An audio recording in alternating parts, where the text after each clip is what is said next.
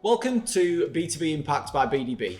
Join me, Matt Smith, CEO of BDB, and Oliver Brewood, BDB's Head of Digital and Technology, as we get together to discuss the myriad of trends, topics, opportunities, and developments in the world of B2B marketing and communications. Our aim is to arm you with content, opinions, and insights that deliver lasting and meaningful impact across the B2B community, helping the global businesses and brands we partner with navigate their way through the information and communication revolution. Are you ready to make an impact? Hi everybody, and welcome to this week's episode of B2B Impact, where we're going to be discussing all things change management. So it's a very broad topic, and obviously can apply across not only the world of marketing and communications, but also the wilder world of work and running your teams and developing your businesses as well as the wider world, which is seeing quite a lot of change at the minute. Yeah, certainly is. For sure. And I think it's actually interesting even when you run the parallel of what's going on in the wider world, if I can say that word out loud, at the minute, and try to overlay that with some of the tips and advice that we'll probably no doubt run through today. A lot of the change management, the disruption, comes from people not being clear on why you're doing something in the first place, potentially. Yeah. And obviously changes in directions and decisions that you've communicated to somebody sometimes have to change throughout the process. So do you want to kick us off, Ollie, in terms of change management? You've obviously been part of BDB, previous businesses before. You've seen lots of things that we've developed and implemented ourselves over the years. But yeah, so I think, first of all, I guess the reason why we thought it'd be an interesting topic is just because it is so relevant. There is a lot that kind of is encompassed within it. And it's something that we struggle with, and every business on the planet, I think, would say they struggle with it to a degree or another, at a time or another, depending how much change they're trying to go through, how necessary the change is, and what's the driving factor of that change. So I suppose we've had it from internally, from recently we've changed multiple software suites and implemented different tools. There's changes in company structure due to the nature of being a growing business that necessitates some level of change as well. Within our clients, you'll see that they need to change the way they approach things, that they're struggling to have people get on board with it, whether that's because there's been a larger organizational change, such as an acquisition, or whether they just need to get teams to do things in a different way that works better for the business. But like you say, it's not easy, and I think the way you summarised it there, that I think at the root cause, I guess a lot of the issues probably do come down to the fact that people don't necessarily know why you're making the change, or potentially they know why you're making a change, but they don't agree with the way you're solving it, which I guess is what happens with politics. I think definitely in politics, but I think a lot of it it comes down to the way you communicate that change, both before, during, and post implementation of said change, which is why it's very relevant to what we do, I guess, in terms of communicating with your teams and your stakeholder groups. Now, change management's typically pretty easy when you're talking to a sole trader, an owner-managed business, an entrepreneur, because you're the guy making guy or girl making the decisions. You're the person who's in charge of most aspects of that business. So as you said, as you grow out the functions and you get bigger, as we've seen scaling our own business now, change management's even more complicated. And do you think that's primarily due to the increased number of stakeholders you're trying to deal with as well? Because there isn't always, even when we talk about you can fix it with deft communication and planning, you've also got multiple stakeholders, multiple personality traits, multiple preferences in communication styles to consider along the way. And likelihood, and it certainly is the case for us, but with that increased organisation size comes distance from those people yourself. So for example, you might end up 2 or 3 levels removed from a person that you need to start doing something differently, and therefore you don't have the insight into why they're not doing it. You might therefore be trying to implement something that doesn't work for the way their workflow works, or whatever it is you're trying to change. I also think there's a strong link here to the internal comms side of things as well, probably, because if you are 2 or 3 times removed from the direct contact with the said stakeholder you're trying to communicate to about some form of change you need to drive into your business, things can quite often get lost in translation, or Chinese whispers, or diluted down is the one that I always see. So it's more probably because I'm a bit blunter, but you say things and you want it to have that impact, but if it's not dressed up in that way, or it's communicated in such a manner, either in a written form or whatever it may be. Maybe it loses that impact with the individual you're trying to actually get through to. Or you might find that the specific action is what's communicated, not the reasoning behind it. So we might say, hey, we need you to start saving these things here because of this reason. It'll help solve a lot of the problems. It'll help with this. It'll help with that. And then I guess as you go further and further down it, you might find, depending on the situation, that all that gets communicated is save those files there. How much planning do you think businesses either that you've engaged with or worked for potentially, how much time do they put into planning change management properly? I suppose with the nature of the type of businesses that I've worked with and the type of change we've been talking about, where it's not, certainly when we talk about the kind of client change we've been talking about, and even our internal change, I'd say for the most part it's not huge. We're not changing a business model or changing something really fundamental.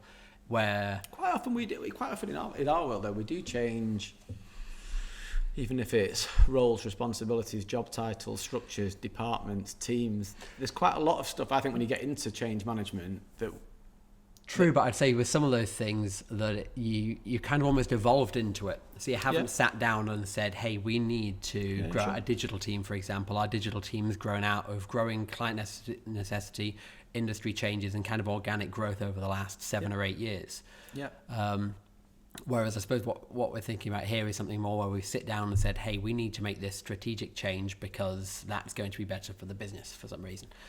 We see it quite often with brand names, sub-brands, products, at varying levels within different entities that we work with. Because I think that can quite often provoke a little bit of a emotional response to things sometimes, if it's a product or a brand that you've worked with for a long time. As you say, particularly if you're acquired potentially, and then suddenly that all disappears and you've got this new name above the door. And if that's not communicated well, again. So I suppose to some extent, to answer your question, it's almost working on assumption for myself, because I can't say we're a bit inside the client in some of those decisions. But whether it is an acquisition that's going to be happening above the marketing contacts, it's going to be more dictated down to them. So I would assume in the case of an acquisition, there's been a huge consideration put into change management, because it is a big change. Whether you're a huge company that's acquired a small company, that small company is undergoing a huge change. Or it's more even-sized merger, for example, it's still a big organizational change.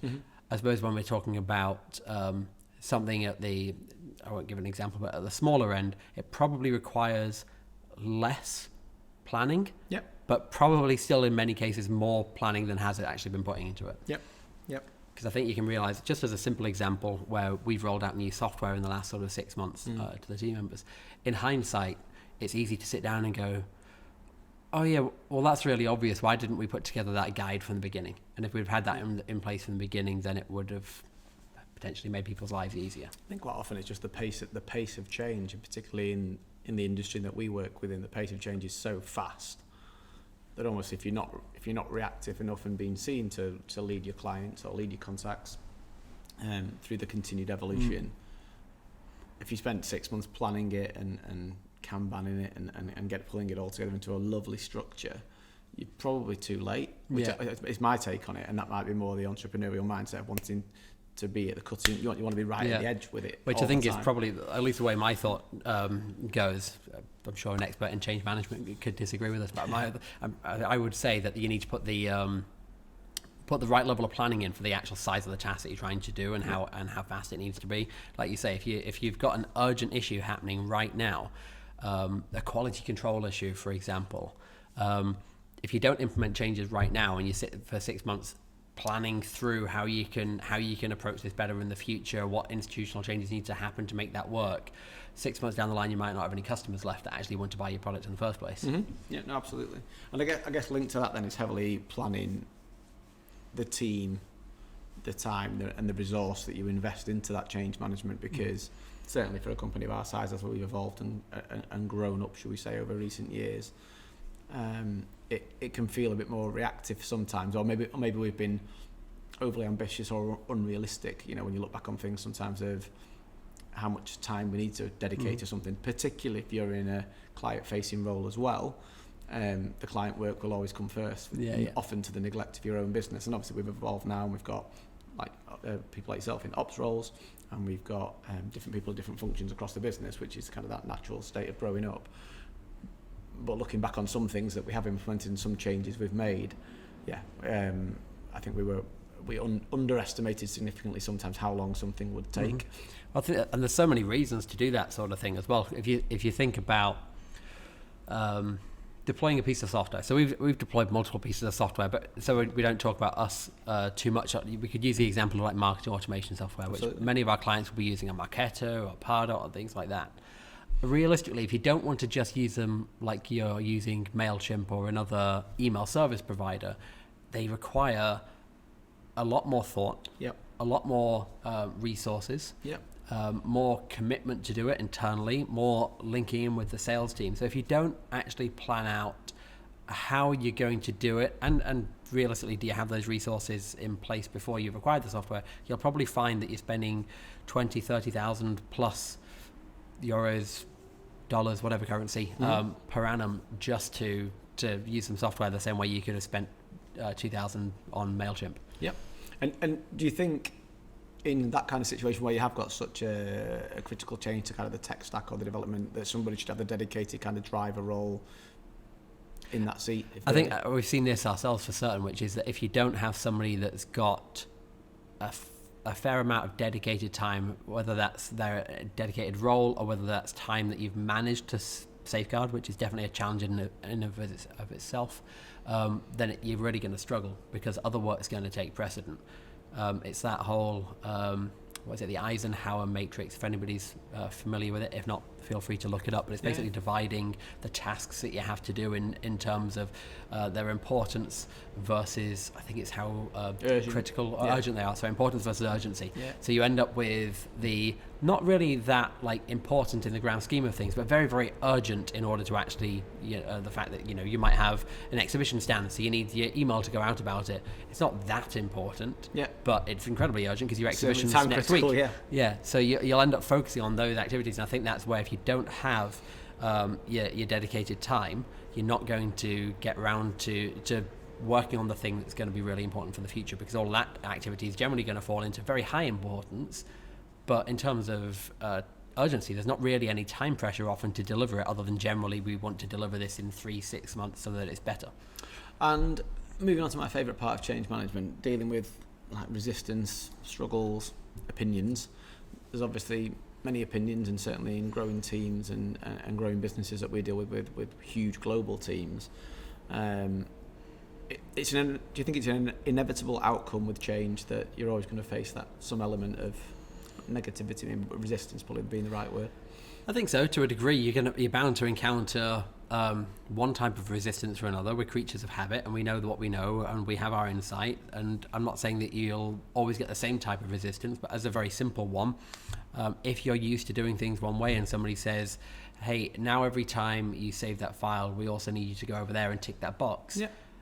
Especially if you don't know why it's important to go over there and tick that box, you'll probably just keep doing what you've always done. And maybe at the beginning you'll remember to do that thing now and again, but without something consistent and pressured, you might never actually get round to ticking that box. I think the consistency points element, and that comes back to the communications, the planning again, because you hear it quite often in businesses that we deal with in our own business again. Oh, we've told them that, and you're like, you told them 2 months ago during the entry point to the project. Now they're in the throes of doing it, And if you tell them 2 months ago, that's when they'll be really good for a week. Yeah.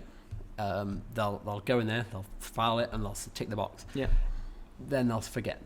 So I guess what I'm in those situations, it'd be good to have that regular reminder. This is how we need to do it. This is why it's important. This is how we need to do it. This is why it's important. Until that becomes a habit. It's all about habit forming in that sort of situation. I also think ranking the level of importance of things comes into play here as well, like you say. So whenever we do anything internally here, I actually do it physically quite often, thinking about the different stakeholders we've got and the resistance or objections they'll have to some kind of change that we're looking to implement, it, whether it's a new system, a new hire, a new process, whatever it may be.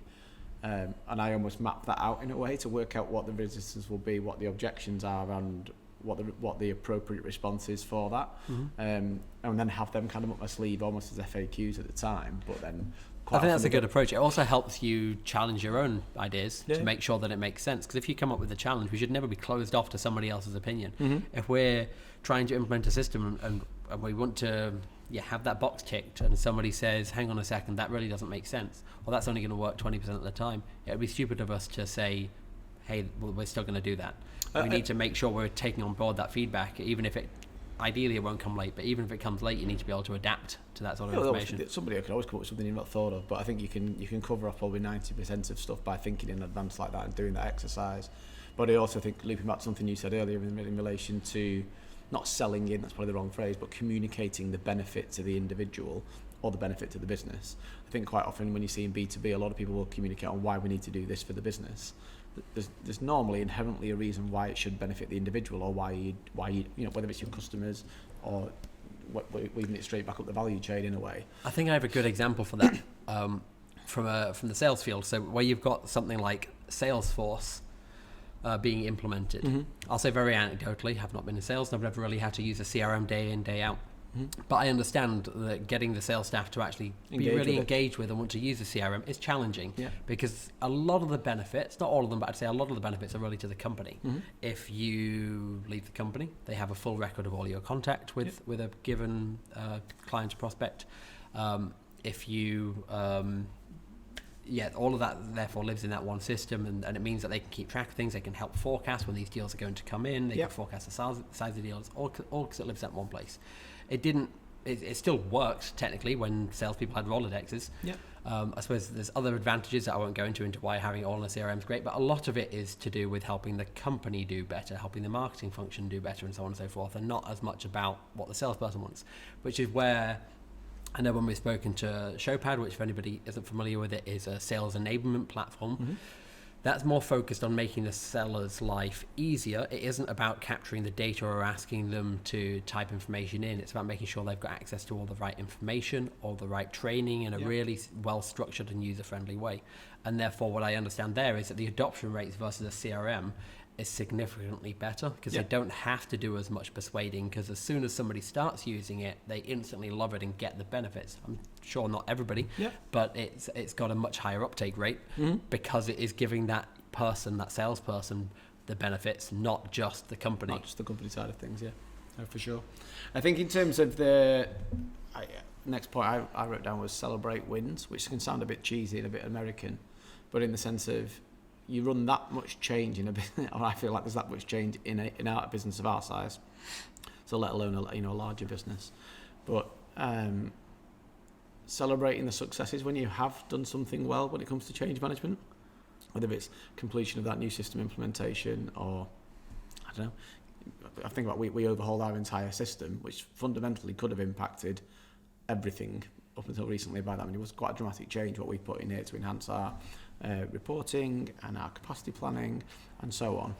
But even getting the invoices out the door that next month was quite a big deal, and we did it, and there was no real acknowledgement of that. There was no real pats on the back for anybody who'd been involved in it, because you were straight onto the next project or straight onto the next area of importance that you need to adapt or evolve. And I do think taking time, despite how busy everybody is, to actually acknowledge how hard it is, and secondly, when you've done something well, again, can pay dividends with the team and certainly the individuals that have contributed to it. But I think we can fall foul of that sometimes as well. I think that also raises a good point, which is, I don't know for sure if this will always be applicable, but breaking it down into more sizable tasks.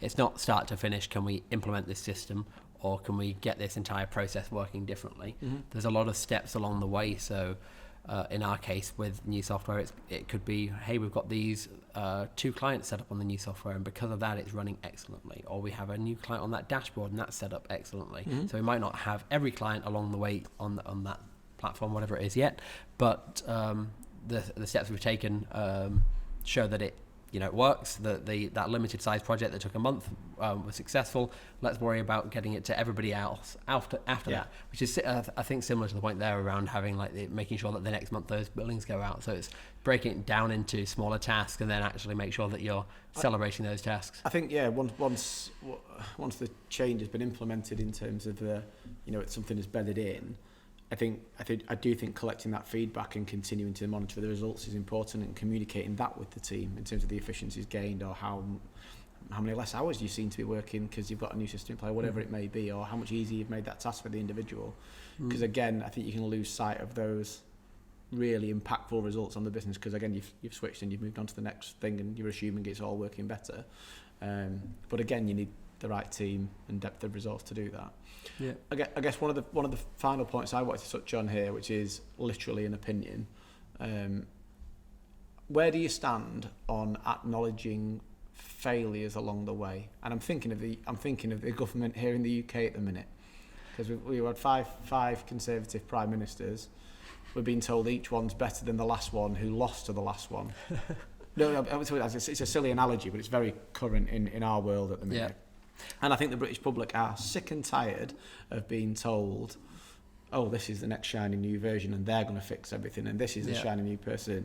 Now in business, and every podcast I've listened to and every book that I've read, this is kind of divided opinions, I think, in terms of whether you are transparent, honest, completely upfront with your team when something's not going as well as you wanted it to, or whether it's your job to continue to steer the ship, do your best swan impression, as people used to say in the day, make it all look calm for your team despite everything potentially being on fire in the background.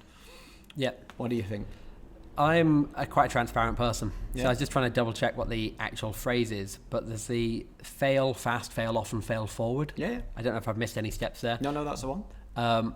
But that's something I believe in, and you learn best by failing, and you're never going to get things, or not often going to get things 100% right the first time. And I don't think there's anything wrong with showing people that, hey, that idea didn't work. We still want to fix whatever it is we're trying to fix, or we still want to improve whatever we're trying to improve. Mm-hmm. Let's try again. Let's do something else. Obviously, you don't want to be... Now, I agree with you. So we haven't spoke about this, but I fundamentally agree with that. However, quick changes in direction and things not going according to plan with some of the younger generations, but maybe that's too narrow a statement to make, where they don't cope well with changes in directions and the impact on mental health and anxiety because you've already set a path and now it's changing already. I guess it really depends how big a difference are we talking about here. Are we sort of saying, hey, we've invested 10,000 in software, but we struggled with it 3 months in, so we're ditching it. Now we're going to try some completely different software. So all the 3 months you just spent learning that one's irrelevant, because that's a fairly fundamental change in direction. Doesn't it? And it can, but if that starts happening really often, that starts sounding like somebody's not doing their due diligence beforehand. Yeah. I don't think there's anything wrong with failing, but if somebody's consistently failing always without learning from it, I suppose that's what the key thing there is. If you're repeatedly going down the same road and making a mistake, you've not learned from it, which kind of defies the point of the impression. Hopefully you're not changing direction all the time, but I think in business and in the real world, beyond a textbook, things change fast. And whether that's team members, people maybe that you've said this person's going to be a great hire, I'm not particularly yours, I'm thinking about other businesses I've seen, this person's going to be great, they're going to run this, and then 3 months later they just disappear into the shadows because it's not worked out or whatever it may be. But for me, it comes back to the same point, communication. So in terms of how you actually explain that to your team or your stakeholders of why you thought something was going to go well and it hasn't, I'm with you. I'll always be fully transparent, because I think that's the way you should be. I've realised not everybody will follow British politics. I'm sure you've got the headlines of the last few weeks where we've changed Prime Minister a couple of times. But there's nothing I found more frustrating than have Liz Truss tear up financial policies and a budget, and then blame the Chancellor, and then just keep ranting on about economic growth and answering economic growth as the same answer to 7 different questions. I realise it's different in politics, because the danger of saying you're wrong in politics is probably that you're instantly ousted. Yeah. So there is an element in politics of it, just people like to just deny it and try and do this one impression. I guess ultimately, without it trying to descend into a political podcast, because there's a high risk of that with this topic being at the forefront of our minds at the minute, I think it's their lack of acknowledgement of that failure that causes so much contempt amongst the British public, linked to the blame culture that sits around it. Like you've just said there, so in the sense of she offloaded onto her Chancellor, it was all his fault, despite her being sat there for every decision that was made. And I think it does tie back to that wider cultural point as well, is you've got the right culture in your business, you should be able to transparently acknowledge without fear of punishment or, And certainly in a business, I'd expect you to have, let's say, for example, you and I worked on, or I worked with a team member, whatever it is, on a plan. We try it, it doesn't work out. They might have led on it.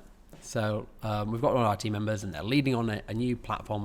We try to implement it. I support, I oversee every step of the way. It doesn't work. for whatever reason, Mm-hmm. I wouldn't expect, well, I'd be incredibly unhappy if I was them and anybody else in the business if I just sort of said, well, you led on that's your fault, because I was in it every step of the way with them.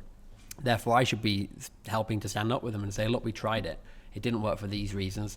Here are the reasons why we set off on the wrong path, or here are the reasons why it went down the wrong road in the end, and here's how we make sure we don't do it again next time. But not again, just a blank. But that's the right culture again, isn't it? Because I'm thinking of things live in my head as you're speaking, but in the sense of like wash-ups and debriefs in marketing agencies, where everybody turns up with the right idea that you want to try and improve what you've done, honestly debate where we went wrong, make sure we don't make the same mistakes again, if there were any made, obviously.